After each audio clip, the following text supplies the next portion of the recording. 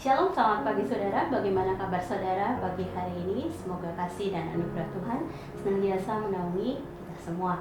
Bapak Ibu Saudara sekalian, pagi hari ini kita akan kembali merenungkan firman Tuhan di dalam Lukas 23 ayat 1 sampai 7. Saya akan bacakan bagian perikop firman Tuhan ini bagi kita semua. Demikian firman Tuhan. Lalu bangkitlah seluruh sidang itu dan Yesus dibawa menghadap Pilatus. Di situ mereka mulai menuduh dia. Katanya, telah kedapatan oleh kami bahwa orang ini menyesatkan bangsa kami dan melarang membayar pajak kepada kaisar. Dan tentang dirinya, ia mengatakan bahwa ia adalah Kristus, yaitu Raja.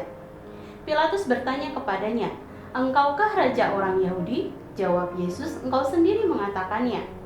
Kata Pilatus kepada imam-imam kepala dan seluruh orang banyak itu, "Aku tidak mendapati kesalahan apapun pada orang ini."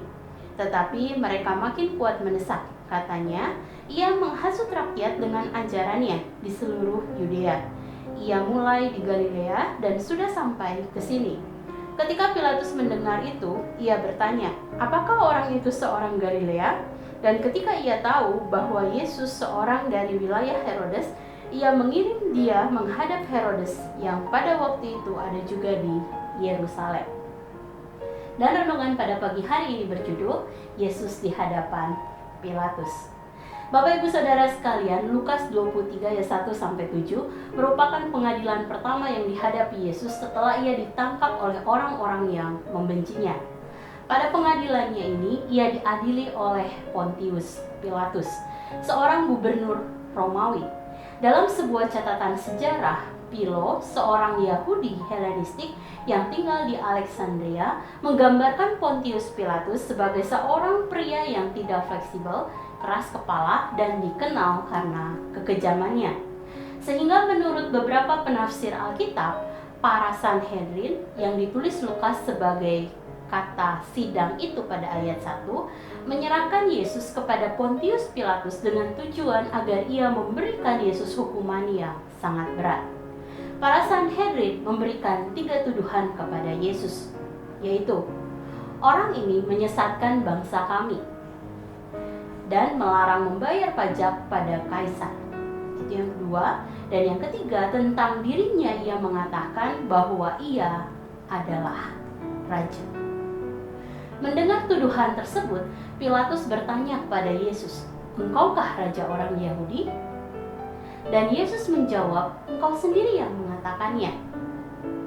Setelah itu, Lukas mencatat bahwa Pilatus menyatakan bahwa ia tidak menemukan kesalahan apapun terhadap Yesus. Pernyataan tersebut hanya dituliskan oleh Lukas, sebab Lukas menekankan bahwa kematian Yesus di kayu salib bukanlah karena tuduhan-tuduhan Sanhedrin, tetapi karena rencana Allah untuk mencari dan menyelamatkan yang hilang melalui kematian anaknya di kayu salib. Saudara, pada masa itu ada keyakinan dalam diri orang Yahudi bahwa apapun yang seorang pemimpin politik katakan merupakan kehendak Tuhan. Sehingga ketika Pilatus menyatakan bahwa Yesus tidak bersalah, sebenarnya dapat dilihat merupakan cara Allah yang sedang menyampaikan pesan kepada banyak orang pada saat itu dan pada pembaca Alkitab pada masa kini, bahwa Yesus adalah Mesias yang dijanjikan Allah datang ke dunia untuk menyelamatkan manusia dari hukuman yang kekal.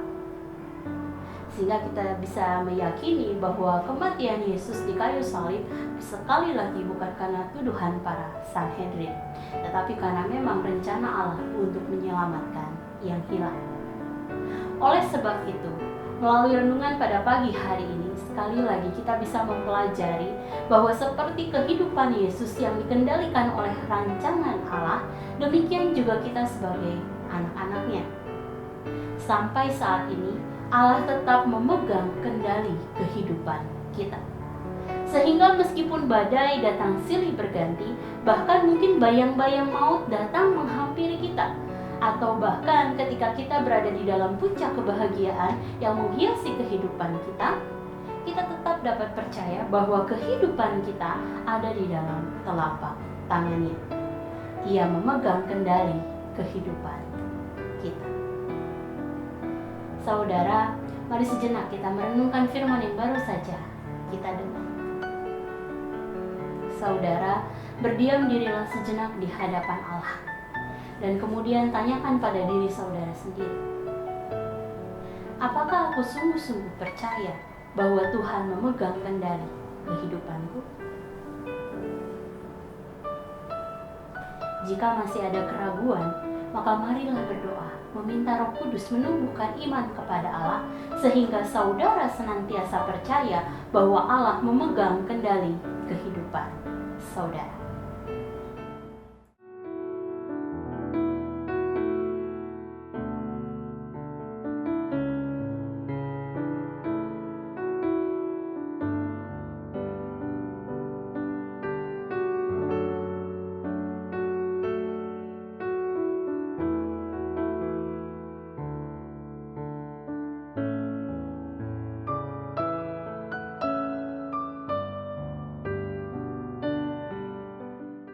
Demikian firman Tuhan hari ini.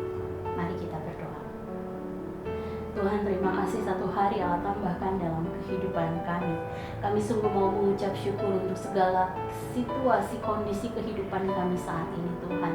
Untuk setiap hal yang terjadi dalam hidup kami percaya tidak ada satupun yang ada di luar kendali Allah. Meskipun itu mungkin lahir dari kesalahan, kelemahan kami sebagai manusia, tapi kami percaya bahwa Allah tetap memegang kendali kehidupan kami. Kami mau serahkan Tuhan sepanjang hari ini di dalam tangan kasih-Mu.